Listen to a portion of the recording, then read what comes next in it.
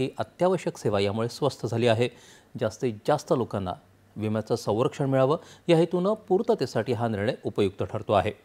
विमा क्षेत्रातल्या जीएसटी सुधारणा आणि त्याचा झालेला परिणाम यावर आपण आज चर्चा करणार आहोत। त्यासाठी सनदी लेखापाल अक्षय तांबे आज आपल्याबरोबर स्टुडिओमध्ये उपस्थित आहेत। अक्षयजी नमस्कार, कार्यक्रमात आपलं स्वागत। नमस्कार। त्याशिवाय द न्यू इंडिया इन्शुरन्स कंपनीचे सहाय्यक प्रबंधक डॉक्टर निखिल परब आणि क्षेत्रीय प्रबंधक प्रेमचंद मोरे हेही आभासी पद्धतीनं आपल्यासोबत जोडले गेलेले आहेत। तिन्ही पाहुण्यांचं या कार्यक्रमात मनपूर्वक स्वागत।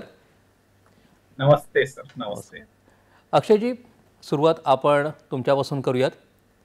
या जीएसटी मधल्या ज्या नवीन सुधारणा आहेत त्यामुळे विमा क्षेत्रावरती कसा परिणाम झालाय? कारण जीवन विमा असेल, आरोग्य विमा असेल, दोन्हींवरची जीएसटी सवलत ही कमी करण्यात आलेली आहे। ती किती कमी केलेली आहे, ती कशा प्रकारे सर्वांना लाभदायक ठरते, काय सांगाल याबद्दल? नमस्कार।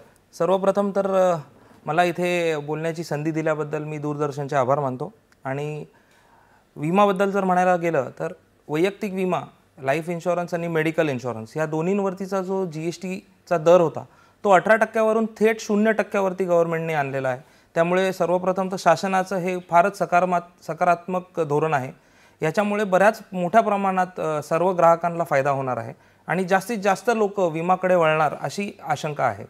आपल्या सरकारचं हे नेहमीच धोरण असणार की आपले जे आरोग्याशी निगडीत गोष्टी आहेत त्याला प्राधान्य दिलं पाहिजे, लोकांनी त्याकडे सकारात्मकतेने बघितलं पाहिजे आणि जास्तीत जास्त लोकांनी आरोग्याच्या विम्यावरती लक्ष देऊन त्याचा फायदा घेतला पाहिजे। असं आपल्या सरकारच्या धोरणामध्ये 18% जेव्हा 0% जीएसटी येतो त्यामुळे फारच मोठ्या प्रमाणात लोकांचा फायदा होत आहे। आणि याच्यामुळे सर्वात जास्त असं म्हणू शकतो की जे सीनियर सिटीजन आहेत, जे वयोवृद्ध लोक आहेत, त्यांचा जो दर असतो, प्रीमियम म्हणतात ज्याला, तो फार मोठा असतो आणि त्याच्यावरती 18% जीएसटी हा मोठी अमाऊंट होते। तर तो जो रक्कम आहे ती रक्कम कमी करण्यामध्ये ह्या जीएसटी दर कपात झाल्यामुळे फार फायदा होतो।